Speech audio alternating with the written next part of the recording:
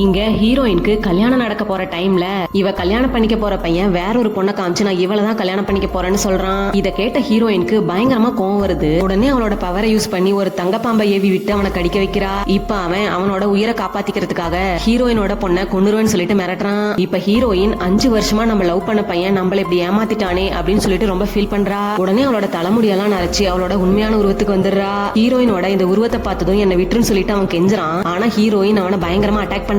ஆக்சுவலா என்ன நடந்திருக்கும்னா 5 வருஷத்துக்கு முன்னாடி ஒரு கெட்ட டிராகன் உலகத்தையே அழிக்க பார்க்கும். நிறைய பேர் அந்த டிராகன் அழிக்க பாக்குறாங்க. ஆனா யாராலையுமே ஒண்ணுமே பண்ண முடியல. அந்த டைம்ல கரெக்டா ஹீரோயின் வந்து அந்த டிராகன் கூட சண்டை போட்டு அதை அழிச்சிடுறா.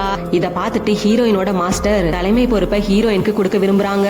ஆனா ஹீரோயின் என்ன சொல்றான்னா, நான் கொஞ்ச நாளைக்கு முன்னாடி ஒரு பையனை பார்த்தேன். அந்த பையனை எனக்கு ரொம்ப பிடிச்சிருச்சு. நான் இப்ப பிரெக்னெண்டா இருக்கேன்னு சொல்றா. இத கேட்ட மாஸ்டர் ஹீரோயின் மேல கோவப்பட்டு அவ பவர் எல்லாத்தையுமே அடைச்சு வச்சுட்டு ஹீரோயினை அந்த இடத்துல இருந்து அனுப்பி வச்சிடுறா. அதுக்கப்புறமா ஹீரோயின் சாதாரண மனுஷியா அவன் கூட சேர்ந்து அவனுக்கு நிறைய கலைகளை கத்து கொடுக்கறா.